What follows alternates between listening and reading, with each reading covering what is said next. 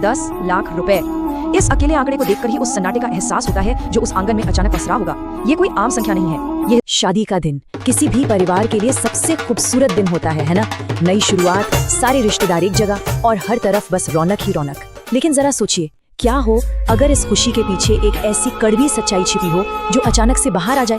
आज हम एक ऐसी ही सच्चाई का गहराई से विश्लेषण करने जा रहे हैं। ये कोई बनावटी कहानी नहीं है, बल्कि हमारे समाज की एक ऐसी ठोस कड़वी हकीकत है जिसे अक्सर अनदेखा कर दिया जाता है। तो चलिए इन्हीं हालातों को एक बिल्कुल नए नजरिए से समझने की कोशिश करते हैं और देखते हैं कि आखिर ये सच्चाई इतनी चुभती क्यों है। तो शुरुआत यहीं से करते हैं। शादी का दिन था और घर में खुशी का माहौल था। अब इस एक लाइन को सुनकर ही आपके दिमाग में एक जीवंत तस्वीर बन गई होगी। एक ऐसी सुबह जहां दुल्हन का परिवार उत्साह से भरा हुआ है। फूलों की सजावट, मेहमानों की आवाजें, पकवानों की महक, सब कुछ बिल्कुल परफेक्ट था। दुल्हन के माँ बाप जिन्होंने इस एक दिन के लिए न जाने कितने सालों तक सपने सजाए थे, आज उन्हें हकीकत में सच होता देख रहे थे। पूरा घर बस एक ही पल का बेसब्री से इंतजार कर रहा था कि आखिर बारात आएगी कब। ये शुरुआती खुशी आने वाले उस तूफान से पूरी तरह बेखबर थी जिसका उन्हें अंदाजा तक नहीं था। अब आगे देखते हैं कि ये कड़ियाँ आखिर जुड़ती कैसे हैं। दिन भर के घटना चक्र पर अगर ध्यान दें तो सुबह की रौनक और तैयारियों के शोर शराबे के बाद वक्त अपनी रफ्तार से आगे बढ़ रहा था।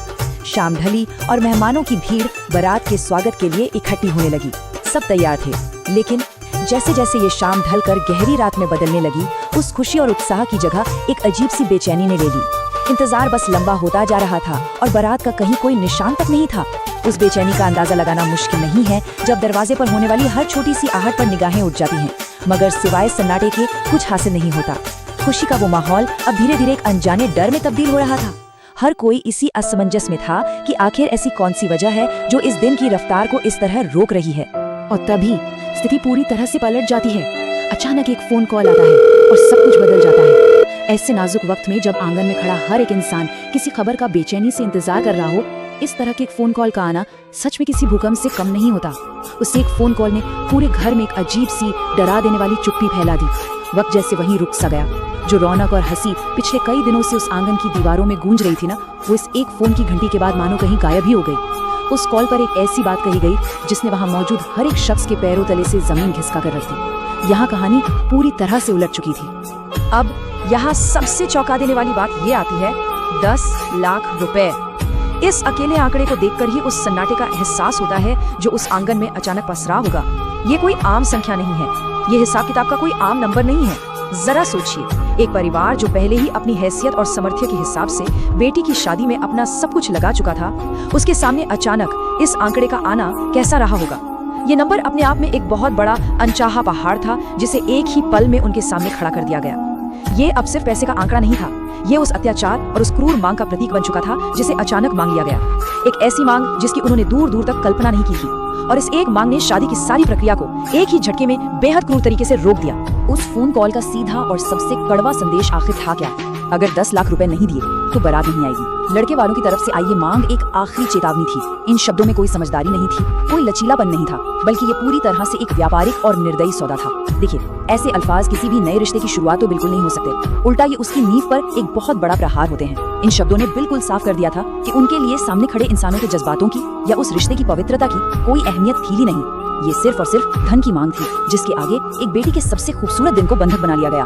और ये आपसी तुलना बेहद बेहतरीन तरीके से दर्शाती है कि कैसे हालात एक ही पल में पूरी तरह बदल जाते हैं। एक तरफ वही घर है जो सुबह तक हंसी ठठोली और खुशियों से भरा हुआ था, और दूसरी तरफ अचानक वहाँ मातम छा गया। ध्यान दीजिए, ये शोक किसी के गुजरने का नहीं था, बल्कि उन उम्मीदों और आशाओं के टूटने का था जो उन माँ बाप ने बहुत ही प्यार से अपनी बेटी के लिए सजाए थे।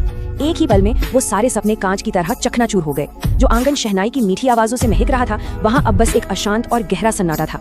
सच कहूँ तो ये बदलाव समाज की एक ऐसी खोखली मानसिकता को उजागर करता है जो बिना किसी हथियार के ही किसी को सबसे गहरी चोट पहुंचा सकती है।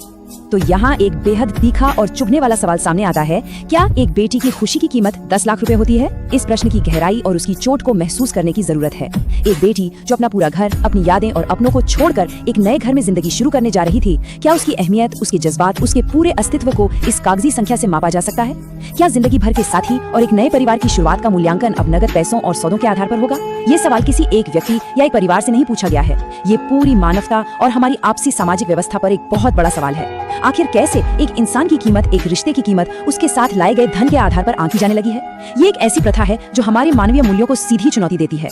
और इसी दुख और क्रोध के बीच से एक और बड़ा प्रश्न निकल कर आता है, क्या आज भी दहेज जैसे बुरे रिवाज जिंदा हैं? एक ऐसी दुनिया में जहां ज्ञान, तकनीक और शिक्षा अपने चरम पर आगे बढ़ चुकी है, जहां हम रोज आधुनिकता और प्रगति के नए कीर्तिमान स्थापित कर रहे हैं, वहां ऐसी पुरानी, रूढ़िवादी और क्रूर प्रथाओं का जिंदा होना सच में एक चिंताजनक विरोधाभास है। ये बात समझनी होगी कि ये कोई परंपरा नहीं है, ये एक सामाजिक बीमारी है। हम चाहे विकास के कितने ही दावे क्यों न कर लें, जब तक ऐसे हालात देखने और सुनने को मिलते रहेंगे, तब तक ये तय है कि एक पिछड़ी और दूषित विचारधारा आज भी हमारे बीच पनप रही है। ये मुद्दा उन तमाम दावों की पोल खोलता है जो कहते हैं कि हमारा समाज सचमुच आधुनिक हो चुका है।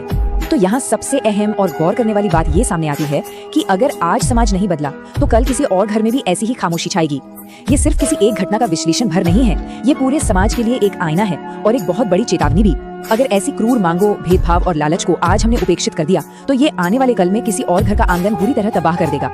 ये सामाजिक ताना बाना हम हर एक व्यक्ति से मिलकर बनता है। इस चर्चा के जरिए कोशिश यही की जा रही है कि हर ऐसी गलत मांग को पहचाना जाए और समाज इसके खिलाफ पूरी तरह जागरूक हो, क्योंकि हमेशा ध्यान रखिए, बुराई पर साधी गई चुप्पी उसे और ज्यादा ताकतवर बनाती है। ये वक्त इस परंपरा की जड़ों पर सटीक वार करने का है। ये पूरा विश्लेषण एक आखिरी और बेहद गहरे विचार पर आकर रुकता है। दहेज लेना सिर्फ गुनाह नहीं, एक घर की खुशियों का कत्ल है। ये पंक्तियां इस मुद्दे की पूरी गंभीरता को अपने भीतर समेटे हुए हैं। किसी परिवार को और उनके निष्कपट जज्बातों को धन के आगे इस तरह मजबूर कर देना सिर्फ सरकारी कानून तोड़ना नहीं है, ये एक आत्मीय अपराध है। ये उन खुशियों और उमंगों का बेहद निर्दयी रूप से खून करना है जिन्हें एक लंबे समय तक बड़े जतन से पाला गया था। इस अपराध में चोट पहुंचाने वाले हथियार नहीं बल्कि शब्द और खोखली मानसिकता का इस्तेमाल होता है। ये समझने की सख्त जरूरत है कि जब तक इन बुराइयों की जड़ों को उखाड़ा नहीं जाता, तब तक ऐसी अधूरी शादियां इस समाज पर एक धब्बे की तरह बनी रहेंगी। इस अत्यंत गंभीर मुद्दे पर आज अभी आत्ममंथन करने की तत्काल आवश्यकता है।